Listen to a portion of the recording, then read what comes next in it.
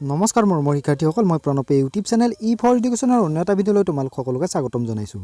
মোৰ শিক্ষাৰ্থীসকল, আজি মই তোমালোকৰ মাজলৈ লৈ আহিছোঁ হায়াৰ ছেকেণ্ডেৰী ফাৰ্ষ্ট ইয়াৰৰ লজিক এণ্ড ফিলচফি নামৰ বিষয়টোৰ দ্বিতীয় খণ্ড তৃতীয় অধ্যায় সাধাৰণ বাক্যক বচনলৈ পৰিৱৰ্তন, বচনৰ সৰলীকৰণ। এই ইউনিটটোৰ পৰা তোমালোকৰ পৰীক্ষাত আহিব পৰা কেইটামান 2 নম্বৰ আৰু 1 নম্বৰৰ প্ৰশ্নৰ কমন প্ৰশ্নৰ উত্তৰ। তেতিয়াহ'লে আহাচোন পলম নকৰি আজি ভিডিঅ'টো আৰম্ভ কৰোঁ। আৰু তাৰ আগতে তোমালোকৰ এটা অনুৰোধ, মোৰ চেনেলটো যদি ছাবস্ক্ৰাইব কৰা নাই তেতিয়াহ'লে ছাবস্ক্ৰাইব কৰি দিবা আৰু কাষতে থকা বেল আইকনটো প্ৰেছ কৰি দিবা। মই দিয়া এনেকুৱা ধৰণৰ শিক্ষামূলক ভিডিঅ'সমূহ বা বিভিন্ন প্ৰশ্নৰ উত্তৰসমূহ নিয়মিতভাৱে পাই থাকিবলৈ। ইয়াৰ উপৰিও তোমালোকে যদি আগৰ ইউনিট কেইটাৰ কমন কুৱেশ্যনসমূহ চোৱা নাই, মই ডেছক্ৰিপশ্যনত লিংক দিছোঁ, তাত গৈ তোমালোকে চাব পাৰিবা।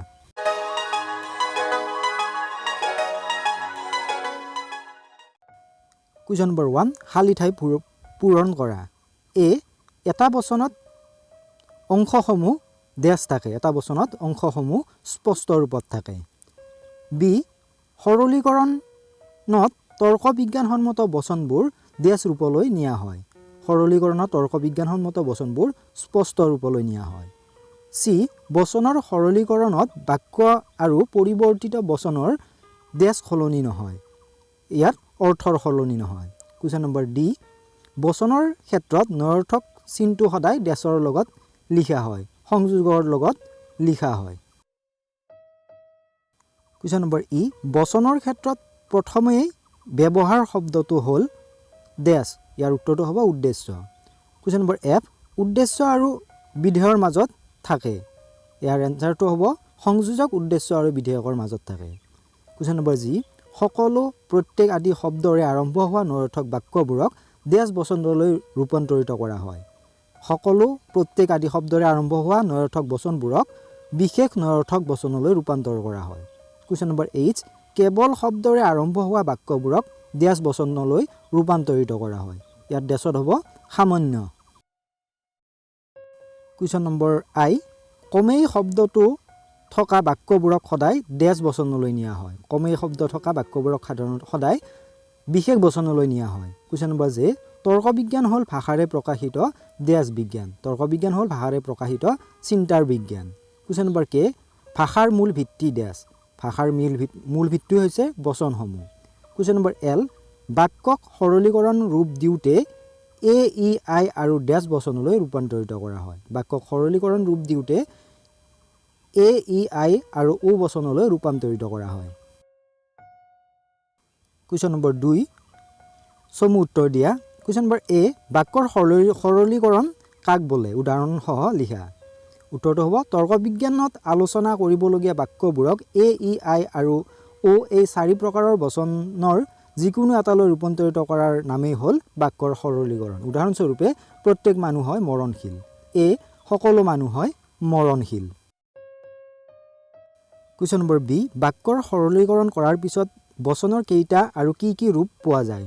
উত্তৰটো হ'ব বাক্য সৰলীকৰণ কৰাৰ পিছত বচনৰ 4টা ৰূপ পোৱা যায়। সেই ৰূপকেইটা হৈছে, প্ৰথমটো হৈছে সামান্য সদৰ্থক এ বচন, দ্বিতীয়টো হৈছে সামান্য নৰ্থক ই বচন, তৃতীয়টো হৈছে বিশেষ সদৰ্থক আই বচন আৰু চতুৰ্থটো হৈছে বিশেষ নৰ্থক বচন ও বচন। কুৱেশ্যন নম্বৰ চি, সাৰ্বিক পৰিমাণযুক্ত নৰ্থক বচনবোৰ কি বচনলৈ ৰূপান্তৰিত কৰা হয়, উদাহৰণসহ লিখা। উত্তৰটো হ'ব সাৰ্বিক পৰিমাণযুক্ত নৰ্থক বচনবোৰ ও বচনলৈ ৰূপান্তৰিত কৰা হয়। উদাহৰণস্বৰূপে, সকলো চকচকীয়া বস্তু সোণ নহয়, কিছুমান চকচকীয়া বস্তু সোণ নহয়। কুৱেশ্যন নম্বৰ ই, কমেই কাৎচিৎহে আদি শব্দযুক্ত বাক্যবোৰ কিয় নৰ্থক ৰূপ দিয়া হয়। উত্তৰটো হ'ব কমেই কাৎচিৎহে আদি শব্দযুক্ত বাক্যবোৰক নৰ্থক বুলি ধৰা হয়, সেইবাবে এনেবোৰ শব্দযুক্ত বাক্যবোৰক নৰ্থক ৰূপ দিয়া হয়। কুৱেশ্যন নম্বৰ এফ, তৰ্ক বিজ্ঞানৰ উদ্দেশ্য কি। তৰ্ক বিজ্ঞানৰ উদ্দেশ্য হ'ল যুক্তিপূৰ্ণ বচনৰ স্পষ্ট ৰূপ দিয়া। কুৱেশ্যন নম্বৰ জি, তৰ্ক বিজ্ঞানসন্মত বচনসমূহৰ স্পষ্ট ৰূপ বা আকাৰ কেইটা আৰু কি। তৰ্ক বিজ্ঞানসন্মত বচনসমূহৰ স্পষ্ট ৰূপ বা আকাৰ কেইটা হ'ল ই, আই আৰু ও। কুৱেশ্যন নম্বৰ এইচ, বাক্যৰ সৰলীকৰণৰ উদ্দেশ্য কি। উত্তৰটো হ'ব বাক্যৰ সৰলীকৰণৰ উদ্দেশ্য হ'ল বাক্যৰ অৰ্থ স্পষ্ট আৰু সহজবোধ্য কৰি তোলা। কুৱেশ্যন নম্বৰ আই, বাক্যক বচনলৈ নিয়াৰ ক্ষেত্ৰত মানি চলিবলগীয়া যিকোনো 2টা নিয়মৰ বিষয়ে লিখা। বাক্যক বচনলৈ নিয়াৰ ক্ষেত্ৰত মানি ল'বলগীয়া যিকোনো দুটা কথা বা নিয়ম হ'ল, প্ৰথমটো হৈছে বাক্যবোৰ তৰ্ক বিজ্ঞানসন্মত এ, ই, আই আৰু ও বচনৰ যিকোনো এটা ৰূপলৈ নিব লাগিব।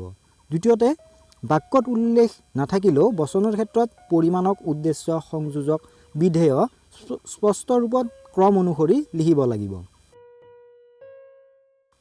কুৱেশ্যন নম্বৰ যে, সকলো ৰাজহাঁহ হয় বগা। উক্ত বাক্যটো বচনলৈ পৰিৱৰ্তন কৰা। উক্ত বাক্যটো বচনলৈ পৰিৱৰ্তন কৰিলে হ'ব, কিছুমান ৰাজহাঁহ নহয় বগা। কুৱেশ্যন নম্বৰ কে, কোনো লেখকেই অজ্ঞানী নহয়। উক্ত বাক্যটো বচনলৈ পৰিৱৰ্তন কৰা। এই বাক্যটো বচনলৈ পৰিৱৰ্তন কৰিলে হ'ব, কোনো লিখক নহয় অজ্ঞানী।